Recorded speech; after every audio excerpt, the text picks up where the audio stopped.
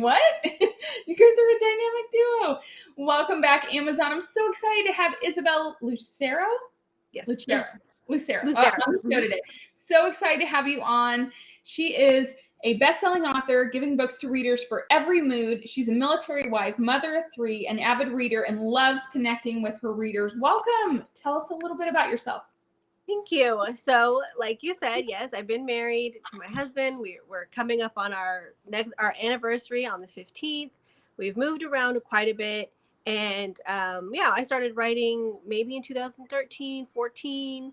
And it's been great. And now I'm just here in the States again, because we lived overseas for so long. So back in the States, and have a new baby. Well, he's 3, but he's still a baby to me. Yes. And just still trying to push these books out and reach new audiences. So I'm excited to be here. Well, I'm so excited to have you. For those of you that don't know, her husband is also a best-selling author, and we had him on the show back last month. I mean, it feels like it's been a long time, but it's only been a month. Yeah. And so your husband, W.S. Greer, also writes. And when I first found him, I had no idea that he was married to you. And I have never heard of a dynamic duo writer family. I mean, this is rare, Amazon. This is rare. So they both write. They both are just busy parents. And so I always think, man, if I ever have an excuse not to do something, I think about you guys, and you're like pursuing your dreams, still working and being parents and doing all the things. And military in itself is so huge, I feel like, because most people don't realize that by the time you move somewhere, it takes 6 months to settle into a new life. And then, Yes. When you get into a good groove, it's like, surprise, we're moving again.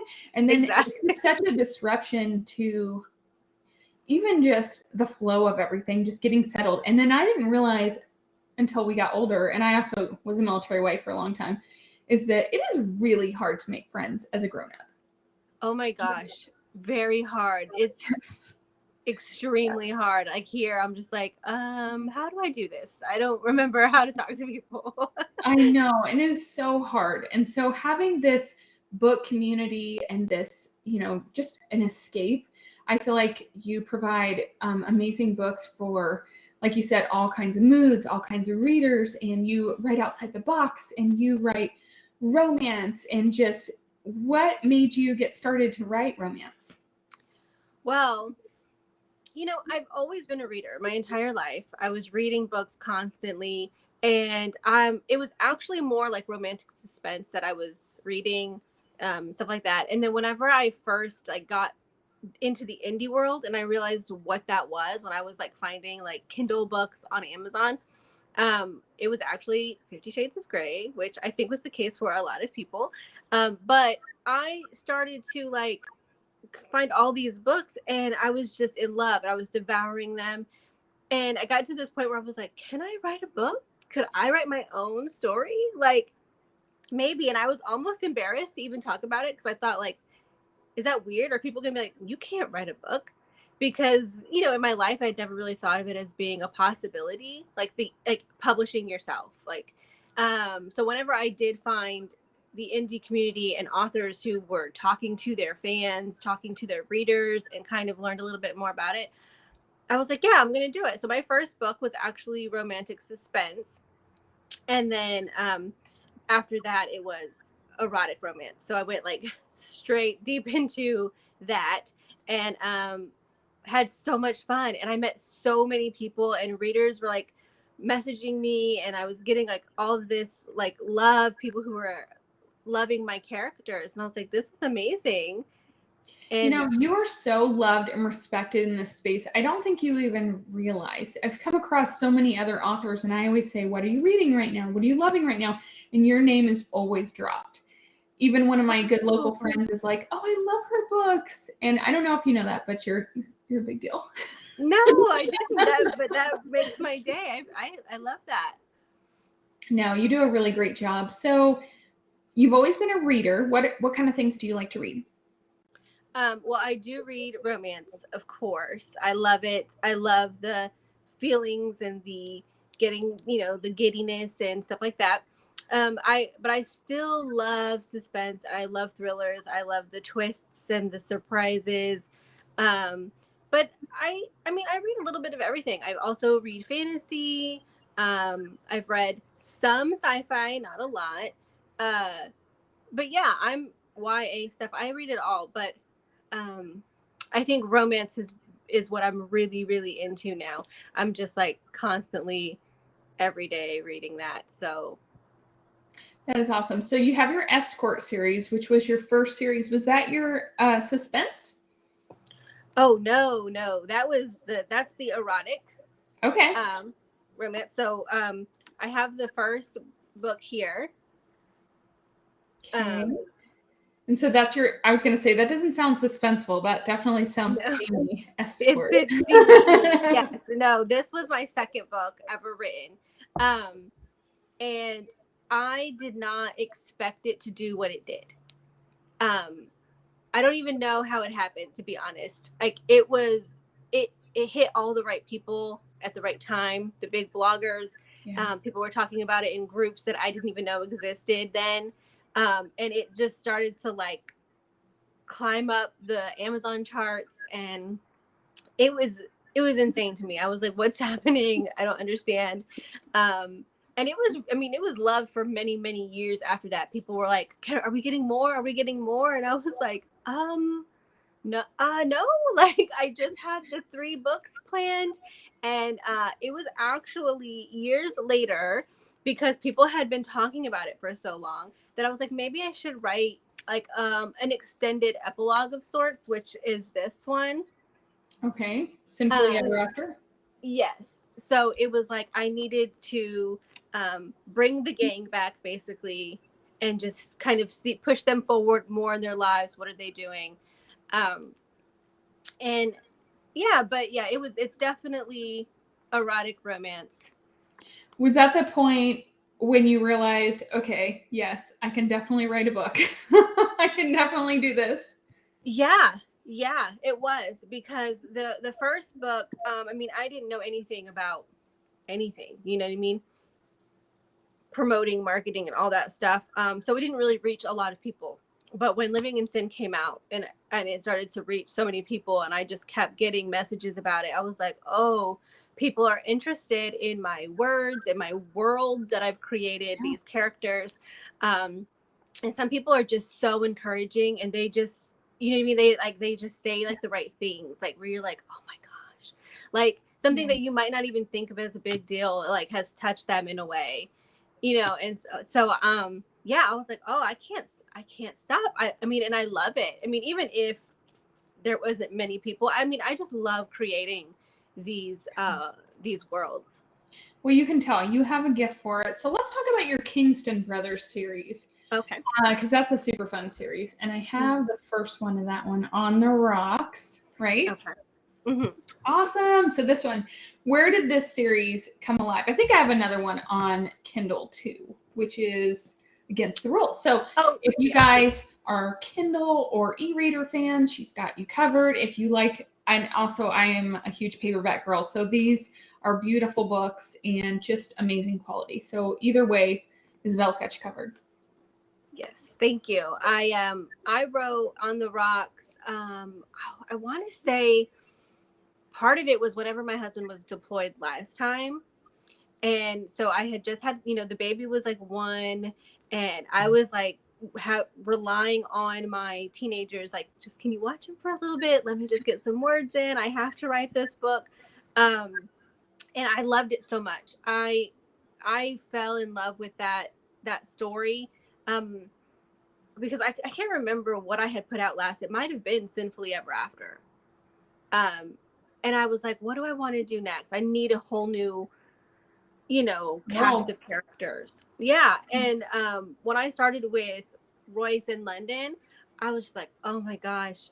I was excited to write every time I sat down to write. I was so excited. It was like a slow burn. Um, which I love that kind of like, just like, you know what I mean? Where you're just so anxious for them to like get together, like what's happening. Um, yeah, I loved it. And then I instantly fell in love with the characters that kind of came in. Like because I had planned some of like the brothers I had planned. So like this is book 2, Truth or Dare. Okay. And he was going to have like a different job. And it changed, you know, because I'm a pantser, so I don't fully plot out. I just get ideas and then we kind of see where they go. But yeah, and then like his love interest in this wasn't even going to be the love interest. She was just going to be the friend in On the Rocks, and she like wormed her way into my heart. I was like, no, I love her. She has to be involved. She has to have her book too. What are you currently working on? Well, I'm working on an anthology piece. It's for like a dark romance deal. And what I love about anthology pieces is that sometimes it lets you work on something that you wouldn't normally work on, something that you would normally do. And this one I was really excited to get to because I've only written one dark book, and it's been years since that book came out. And so I was like, oh yes, I really want to like kind of dip back into this side. And so I'm doing that, and it'll be loosely related to a dark duet that I do plan on releasing next year. It's going to be really fun because it's just a little more twisted and, you know, edgy, almost like not the college kids that I was just writing for. Definitely different. So yeah, I'm very excited to start in that whole world. And I love how a lot of my authors are like, and then it's so different. Like it's scary, but I love different. Like I love when people write outside the box and they maybe do a college and then they go different. I just think it mixes it up, and I love a good surprise. I love a good twist and turn. And so that's exciting. What is one thing that people are usually surprised to learn about you?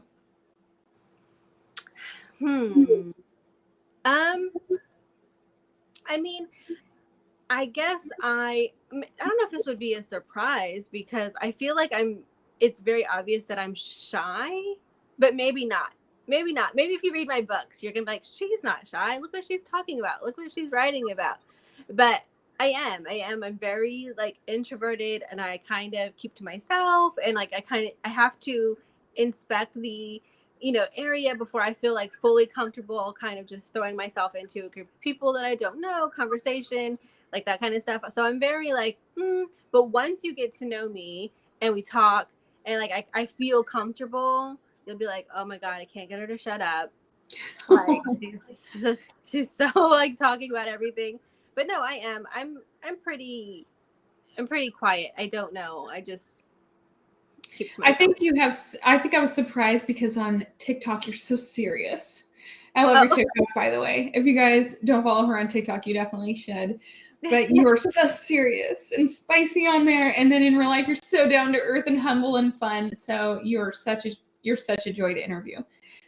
What are you reading right now? Okay, so I'm reading two different books. I'm reading a Empire of the Vampire, which is fantasy. I'm reading that with my husband. We decided to buddy read. So we're reading that so we can kind of talk about it, which we almost never do. So we finally found one that we wanted to read together.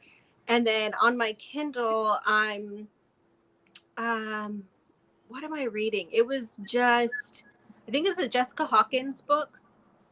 But I usually like flip between like several. I had an MM book that I was reading by Becca Steele. It was an arc. I don't believe it's out yet. But yeah, I kind of always have a rotation going. Like I can't not read something. Just depends on my mood. Yeah. Same. And then, so I have so many questions. First of all, you are so blessed to have a hubby that writes too. Do you guys bounce ideas off each other, or do you keep things close in and then just surprise him? How do you guys write around each other? We definitely talk to each other quite a bit. Even if it's just like, I have to tell you that I'm just struggling. You know what I mean? Like just like a rant, like what am I doing? I don't know what I want these characters to do, or, so but it's very nice to have somebody to like go to and be like, you understand what I'm saying? Like, Yeah. I don't know if I should change this. Should I change it up? Should I switch this? Make it different, which we've just had conversations about recently, because he's also working on anthology stuff. And he was just like, I think I have to change the story to be something that I feel more, comfortable with. And so we talk it out. Even I think sometimes it's like we figure it out on our own, but having somebody just to kind of talk to, and you work it out as you're, saying your problems. But we definitely helped each other out with storylines, titles, or like blurbs, which we both hate writing. Blurbs are hard. Yeah, it's like, how do I sum this up? I don't know. So we've definitely kind of helped, and we both read each other's books after we're done to like help with like an editing type process. You're like, honey, wow. No. Yeah. I love to leave comments on the side like, oh, okay. Like, yes, I love this. Let's talk about this later. That's awesome. Well, you know what? If you can't share life with your partner and best friend, what are you doing? I mean, you guys are doing awesome. So you also have your South River University series, which I will pull that up for you guys down below. You have your Stealing Ronin book, the first one. And what a great series. How did this one come to play, the South River University? I don't remember. I might have been reading some college romance, and there's something about college romance that is so like fun. You're young, but you're still an adult, so it's not like too whatever. And it's just like, I never went to college, like an actual college, and I didn't have those experiences. And I just think like how fun to be like on campus. I mean, it's probably not fun. People who are in college right now are probably like, no, it's not fun. But like, I guess it's like when you're talking about books, just like you see it in TV shows and movies, you're like, oh, you're on campus and you have your friends and you have parties and you have this, whatever. But there's something about the college romances where you're just kind of entering adulthood and you're figuring things out and you're falling in love. And I mean, I think it's just so sweet. So I love that. And so when I wanted to do this series, I didn't really anticipate most of them to be MM romance. It's just the way that it turned out. But yeah, I love having groups of people. Like in my series, like the Escort series, it's like a group of friends. And then in the Kingstons, it's a group of brothers. And this one, there's another group of friends. I think I just love having that. Maybe because I want that in my life, like to have like this group of friends you can just have these experiences with. So, yeah, what a great series. So you have I'm going to go through these down below and you guys can grab them on Kindle or you can get the paperback, but these are just a great series. And I love that you do TikToks about your books, and I love following you on TikTok. You do a great job over there. Oh, thanks. Yeah. What advice would you have for an aspiring writer? Wow. It's probably one of the most cliche answers, but it's definitely important, is to write anytime you can. Just take the time to write and write what you like, write for yourself, write for you. I think a lot of times people get caught up in writing for other people, hoping to, I have to write this story because these people need it. And sometimes it doesn't work out. And I mean, I've done that. And then when it doesn't sell the way that you want to, it's very disappointing because you've put so much time and effort into a story. But if you're writing for yourself, you're writing the story you want to write, the story that you want to read, you're going to love it. You're going to be proud of it. And even regardless of the reception or sales, you're going to be like, look, I did everything. I love this book. I loved everything about it. It's exactly what I wanted. So I think it's just to find the time to write no matter what, and just whatever it is, make sure that you love it. That's a great. Every author I interview, by the way, always says it sounds cliche, and then they give like a great nugget of advice. So there might be a lot of people watching that say, you know what, I need an outlet. I want to do this. And what a great way to kind of have an outlet as a military wife and a job that can move anywhere in the world with you. Where has, I had this answer from your husband, but I'd love to know yours. Where has been your favorite place so far? I saw him. I think I was watching it when he answered this. I think he said Okinawa. I think he said Japan. We were in Japan. We were not in, well, he's been to Okinawa, but I have not. I was at Yokota, so it's close to Tokyo. I loved Japan. It was beautiful. The people were so nice. I loved experiencing and seeing the different cultures, different stuff that you don't see. And I grew up in a small town. I never thought I was going to leave. Like, I did not think I was going to leave this small town and see some of these amazing things that we've seen with his career in the military. So like to take our kids, like we've taken them to the Tokyo Tower, we've taken them to, Tokyo Disney and stuff like that. They were small, so they may not remember too much, but it was amazing, but it definitely rivals our time in Alaska. Yeah. Because Alaska is another place where I was like, who thinks of going to Alaska when, especially when you live, in a small town, you're like, I'm not going to ever see Alaska. And so when we went there, in Anchorage or Fairbanks? Anchorage. Okay. We just went to Alaska in August and it was by far my favorite trip ever. It's so surprisingly small there. Yeah. I thought there was going to be more people. No, it's very it's expansive in its land. But it definitely doesn't feel like a lot. Yeah, whenever I was looking it up when we were about to move there, they were like, "Oh, Anchorage, it's the biggest city. It's like this thing," and I was like, "Oh," and we get there, and I was like, "Oh, it's definitely different than I thought." But no, it's beautiful. It's some of the most beautiful sights I've ever seen there. It's just really cold in the winter, and the winter lasts a while, so you have to be prepared for that. And I wasn't for the first for a while. I was like, I don't know about this. Oh, well, it's definitely so beautiful. Where can we find you and support you online? So I'm on Facebook. I have the Facebook page, but I also have a reader group that you can join, which might, be better as far as seeing what I post. I'm also on Instagram, TikTok, as you mentioned. I do have Twitter, which I seem to ignore sometimes. I don't use it as much as maybe I should, but I do have one.